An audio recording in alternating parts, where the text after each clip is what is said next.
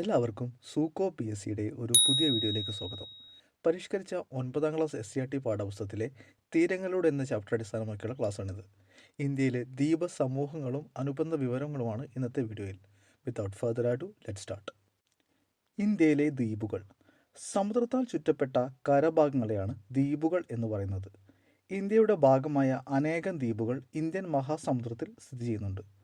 Arabian കടലിലും ബംഗാൾ ഉൾക്കടലിലും ചിതറിക്കിടക്കുന്ന ഇന്ത്യയിലെ ദ്വീപുകൾ തന്ത്രപരമായി പ്രാധാന്യമുള്ളതും സമ്പന്നമായ ജൈവ വൈവിധ്യമുള്ളതുമായ പ്രദേശങ്ങളാണ്. ഇന്ത്യയുടെ മാപ്പ് ഒന്ന് ശ്രദ്ധിക്കൂ. തീരത്തോടടുത്ത് കാണപ്പെടുന്ന ചെറുദ്വീപുകളെ കൂടാതെ പ്രധാനപ്പെട്ട 2 ദ്വീപ സമൂഹങ്ങൾ കൂടി ഇന്ത്യയുടെ ഭാഗമായിട്ടുണ്ട്. ഇന്ത്യയിലെ ദ്വീപ സമൂഹങ്ങളാണ് അറബിക്കടലിലെ ലക്ഷദ്വീപും ബംഗാൾ ഉൾക്കടലിലെ ആൻഡമാൻ ആൻഡ് നിക്കോബാർ ദ്വീപ സമൂഹങ്ങളും. ഇന്ത്യയിലെ ദ്വീപ സമൂഹങ്ങളെക്കുറിച്ച് വിശദമായി നമുക്ക് നോക്കാം. ആദ്യത്തേത് ലക്ഷദ്വീപാണ്. ഇന്ത്യയുടെ മാപ്പ് ശ്രദ്ധിച്ചാൽ നിങ്ങൾ, ഇന്ത്യയിലെ ഏറ്റവും ചെറിയ കേന്ദ്രഭരണ പ്രദേശമാണ് ലക്ഷദ്വീപ്. 1956 നവംബർ 1 മുതലാണ് ഇത് കേന്ദ്രഭരണ പ്രദേശം മാറിയത്. കേരളത്തിലെ മലബാർ തീരത്തോട് ചേർന്ന് അറബിക്കടലിൽ സ്ഥിതി ചെയ്യുന്ന ഇന്ത്യയിലെ ഒരു കൂട്ടം ദ്വീപുകളാണ് ലക്ഷദ്വീപ്. ഈ ദ്വീപ സമൂഹത്തെ മുൻപ് ലക്കാദ്വീപ്, മിനിക്കോയ്, അമിൻദേവി ദ്വീപുകൾ എന്നിങ്ങനെ വിളിച്ചിരുന്നു. 1973 മുതലാണ് ഈ ദ്വീപുകൾ കൂട്ടമായി ലക്ഷദ്വീപ് എന്ന് അറിയപ്പെട്ടു തുടങ്ങിയത്. കേരള തീരത്ത് നിന്ന് ഏകദേശം 280 മുതൽ 480 കിലോമീറ്റർ വരെ മാറിയാണ് ലക്ഷദ്വീപുകൾ സ്ഥിതി ചെയ്യുന്നത്. പവിഴപ്പുറ്റുകളാൽ രൂപപ്പെട്ടവയാണ് ലക്ഷദ്വീപുകൾ. ലക്ഷദ്വീപ സമൂഹം 108.78 ചതുരശ്ര കിലോമീറ്റർ വിസ്തൃതിയിൽ വ്യാപകമായി ചിതറിക്കിടക്കുന്നു. 8 ഡിഗ്രി വടക്കൻ അക്ഷാംശം മുതൽ 12 ഡിഗ്രി 20 മിനിറ്റ് വടക്കൻ അക്ഷാംശം വരെയും 71 ഡിഗ്രി 45 മിനിറ്റ് കിഴക്കൻ അക്ഷാംശം മുതൽ 74 ഡിഗ്രി കിഴക്കൻ അക്ഷാംശം വരെയും ഇവ വ്യാപിച്ച് കിടക്കുന്നു. സംസാരിക്കുന്ന പ്രധാനപ്പെട്ട ഭാഷകളാണ് മലയാളം, ജസരി, മഹൽ എന്നിവ. ഈ ദ്വീപുകൾക്ക് പൊതുവെ സമുദ്രനിരപ്പിൽ നിന്ന് ഏതാനും മീറ്ററുകൾ മാത്രമേ ഉയരമുള്ളൂ. 36 ദ്വീപുകൾ ഉൾപ്പെടുന്ന ഈ ദ്വീപ സമൂഹത്തിൽ 10 ദ്വീപുകൾ മാത്രമേ ജനവാസമുള്ളൂ. ലക്ഷദ്വീപിൻ്റെ തലസ്ഥാനം കവരത്തി ദ്വീപാണ്. ലക്ഷദ്വീപിലെ ഏറ്റവും ജനസംഖ്യ കൂടിയ ദ്വീപും കവരത്തിയാണ്. ആന്ത്രോത്ത് ദ്വീപാണ് ഇവയിൽ ഏറ്റവും വലുത്. ലക്ഷദ്വീപിലെ ഏറ്റവും ചെറിയ ദ്വീപും ഏറ്റവും കുറവ് ജനസംഖ്യയുള്ള ദ്വീപും ബിത്രയാണ്. ലക്ഷദ്വീപ് സമൂഹത്തിലെ ഏറ്റവും തെക്കേ അറ്റത്തുള്ളതും വലുപ്പത്തിൽ രണ്ടാമതുമായ ദ്വീപാണ് മിനിക്കോയ്. ലക്ഷദ്വീപിലെ ഏറ്റവും വികസിത ദ്വീപാണ് മിനിക്കോയ്. ലക്ഷദ്വീപ് സമൂഹത്തെ മിനിക്കോയിൽ നിന്ന് 9 ഡിഗ്രി ചാനൽ വേർതിരിക്കുന്നു. മിനിക്കോയ് ദ്വീപിനെയും മാലാദ്വീപിനെയും വേർതിരിക്കുന്ന ചാനലാണ് 8 ഡിഗ്രി ചാനൽ. ലക്ഷദ്വീപിലെ ഭൂപ്രകൃതി പരന്നതാണ്. കുന്നുകൾ, അരുവികൾ, താഴ്വരകൾ തുടങ്ങിയവ ഇവിടങ്ങളിൽ കാണപ്പെടുന്നില്ല. പടിഞ്ഞാറൻ ഭാഗത്ത് ആഴം കുറഞ്ഞ തടാകങ്ങൾ കാണപ്പെടുന്നു. അതേസമയം കിഴക്കൻ കടൽ തീരത്ത് ചരിവുകൾ കൂടുതൽ കുത്തനെയുള്ളതാണ്. പവിഴജന്യം മണൽ ബീച്ചുകളും ലഗൂണുകളുമാണ് ഇവിടുത്തെ പ്രധാന സവിശേഷതകൾ. കടൽ തീരങ്ങളിൽ മണൽത്തിട്ടകളാലോ പവിഴപ്പുറ്റുകളാലോ കടലിൽ നിന്നും വേർതിരിക്കപ്പെട്ടിട്ടുള്ള ആഴം കുറഞ്ഞ ജലാശയങ്ങളാണ് ലഗൂണുകൾ. മത്സ്യബന്ധനമാണ് ഇവിടുത്തെ പ്രധാന തൊഴിൽ. ഇവിടെ നിന്ന് ലഭിക്കുന്ന പ്രധാന മത്സ്യം ചൂരയാണ്. മത്സ്യം സംസ്കരിച്ച് വിവിധ മൂല്യവർദ്ധിത ഉൽപ്പന്നങ്ങൾ നിർമ്മിക്കുന്നു. ചൂര മത്സ്യം ഉണ്ടാക്കിയെടുക്കുന്ന മാസ് ഏറെ പ്രസിദ്ധമാണ്. ലക്ഷദ്വീപിലെ പ്രധാന കാർഷിക വിള തെങ്ങാണ്.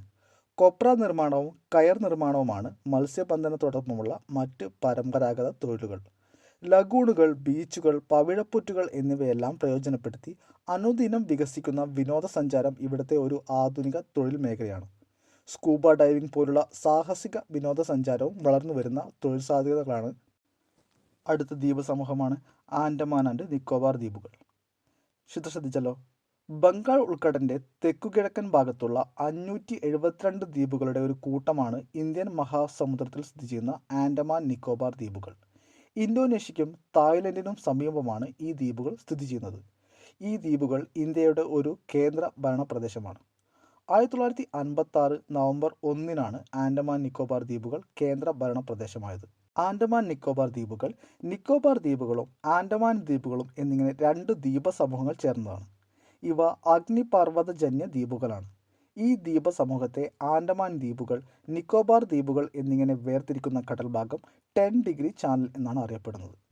പോർട്ട് ബ്ലെയറാണ് കേന്ദ്രഭരണ പ്രദേശമായ ആൻഡമാൻ നിക്കോബാർ ദ്വീപുകളുടെ തലസ്ഥാനം. ഇന്ത്യയിലെ ഏറ്റവും തെക്കേ അറ്റമായ ഇന്ദിര പോയിന്റ് ഗ്രേറ്റ് നിക്കോബാർ ദ്വീപിലാണ്. 2004 ഉണ്ടായ സുനാമിയിൽ ഈ ഭാഗം 4 മീറ്ററോളം കടൽ മുങ്ങിപ്പോയിട്ടുണ്ട്. ഇന്ത്യയിലെ ഏക സജീവ അഗ്നിപർവ്വതമായ ബാരൻ ദ്വീപ് നിക്കോബാർ ദ്വീപ സമൂഹത്തിൽ ഉൾപ്പെടുന്നു. ഏകദേശം 572 ചെറുതും വലുതുമായ ദ്വീപുകളുള്ളതിൽ 38 ദ്വീപുകളിലാണ് ജനവാസമുള്ളത്. മിക്ക ദ്വീപുകളിലും തദ്ദേശീയ ഗോത്ര ജനവിഭാഗങ്ങളാണ് അധിവസിക്കുന്നത്. ആൻഡമാൻ നിക്കോബാർ ദ്വീപുകൾ 5 ഗോത്ര വിഭാഗങ്ങളുടെ ആവാസ കേന്ദ്രമാണ്. ഗ്രേറ്റ് ആൻഡമാനീസ്, ജാർവാസ്, ഓങ്കസ്, ഷോംപെൻസ്, നോർത്ത് സെന്റിനലീസ് എന്നിവയാണ് ഇവിടുത്തെ പ്രധാന ഗോത്ര വിഭാഗങ്ങൾ. ആൻഡമാൻ ദ്വീപുകളെക്കുറിച്ച് നോക്കാം. ആൻഡമാൻ ദ്വീപുകളെ വടക്കൻ ആൻഡമാൻ, മധ്യ ആൻഡമാൻ, തെക്കൻ ആൻഡമാൻ എന്നിങ്ങനെ 3 ഉപഗ്രൂപ്പുകളാക്കി തിരിക്കാം.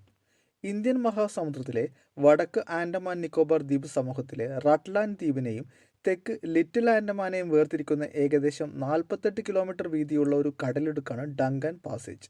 ഇതിൻ്റെ പടിഞ്ഞാറ് ഭാഗം ഉൾക്കടലും കിഴക്ക് ആൻഡമാൻ കടലുമാണ്. വടക്കൻ ആൻഡമാനിലെ ഏറ്റവും ഉയരമുള്ള സ്ഥലം ആണ് സാഡിൽ പീക്ക്.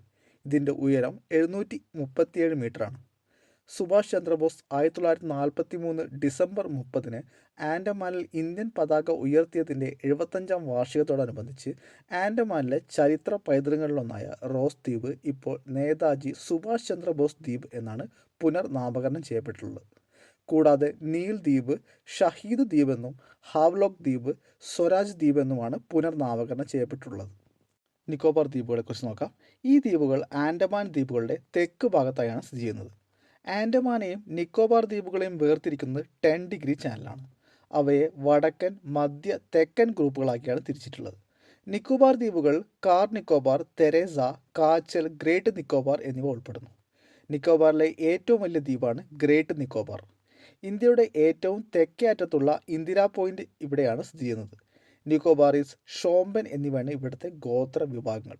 മണൽ ബീച്ചുകൾ, പാറക്കെട്ടുകൾ, സമുദ്ര കമാനങ്ങൾ, ക്ലിഫുകൾ, വേലിയേറ്റ ചാലുകൾ തുടങ്ങിയവ ആൻഡമാൻ നിക്കോബാർ ദ്വീപുകളുടെ സവിശേഷതകളാണ്. ആൻഡമാൻ നിക്കോബാർ ദ്വീപുകൾ ഉയർന്ന തോതിൽ മഴ ലഭിക്കുന്നതിനാൽ ഉഷ്ണമേഖല നിത്യഹരിതവനങ്ങൾ ധാരാളമായി വളരുന്നുണ്ട്. പവിഴപ്പുറ്റുകളും ബീച്ചുകളും ചുണ്ണാമ്പുകൽ ഗുഹകളുമെല്ലാമുള്ള ആൻഡമാൻ നിക്കോബാർ ദ്വീപുകൾ ഒരു പ്രധാന വിനോദസഞ്ചാര കേന്ദ്രമാണ്. പവിഴ ദ്വീപുകളെക്കുറിച്ച് നോക്കാം. കോറൽ പോളിപ്പുകൾ എന്നറിയപ്പെടുന്ന സൂക്ഷ്മ സമുദ്രജീവികളുടെ മൃതാവശിഷ്ടങ്ങൾ അടിഞ്ഞുകൂടിയാണ് പവിഴപ്പുറ്റുകൾ രൂപം കൊള്ളുന്നത്. കോറലുകളുടെ സ്രവമായ കാൽസ്യം കാർബണേറ്റാണ് പവിഴപ്പുറ്റുകൾ രൂപപ്പെടുന്നതിന് സഹായിക്കുന്നത്. പവിഴപ്പുറ്റുകൾ രൂപപ്പെടുന്നതിന് 100 കണക്കിന് വർഷങ്ങളെടുക്കും. കടൽ നിരപ്പിന് മുകളിൽ ഉയർന്നു നിൽക്കുന്ന പർവ്വത തലപ്പുകൾ പവിഴപ്പുറ്റുകൾ വളർന്നാണ് പവിഴ ദ്വീപുകൾ അഥവാ കോറൽ ഐലൻഡ്സ് ഉണ്ടാകുന്നത്. ജീവനുള്ള കോറൽ പോളിപ്പുകൾ ഓറഞ്ച്, മഞ്ഞ, പച്ച എന്നിങ്ങനെ വിവിധ വർണ്ണങ്ങളിലാണ് കാണപ്പെടുന്നത്. വിവിധ ഇനം മത്സ്യങ്ങളുടെയും സമുദ്ര ജീവികളുടെയും ആവാസ കേന്ദ്രം കൂടിയാണ് പവിഴപ്പുറ്റുകൾ. ഉഷ്ണമേഖലയിൽ തീരത്തോട് ചേർന്ന് തെളിഞ്ഞ ജലമുള്ള താരതമ്യേന ആഴം കുറഞ്ഞ കടലുകളിലാണവ വളരുന്നത്. ഇന്ത്യയിൽ ലക്ഷദ്വീപിനെ കൂടാതെ ഗുജറാത്തിലെ ഗൾഫ് ഓഫ് കച്ച്, തമിഴ്നാട്ടിലെ ഗൾഫ് ഓഫ് മാന്നാർ, ആൻഡമാൻ നിക്കോബാർ എന്നിവിടങ്ങളിലാണ് പൊതുവെ പവിഴ ദ്വീപുകളായി കാണപ്പെടുന്നത്. ഇന്ത്യയിലെ ദ്വീപ സമൂഹങ്ങളെയും അവരുടെ അനുബന്ധ വിവരങ്ങളുമാണ് ഇന്നത്തെ വീഡിയോയിൽ നമ്മൾ ഡിസ്കസ് ചെയ്തത്. വീഡിയോ ഇഷ്ടപ്പെട്ടാൽ ലൈക്ക് ചെയ്യാനും ഷെയർ ചെയ്യാനും മറക്കരുത്. എല്ലാവർക്കും സൂക്കോ PSCയുടെ നന്ദി, നമസ്കാരം.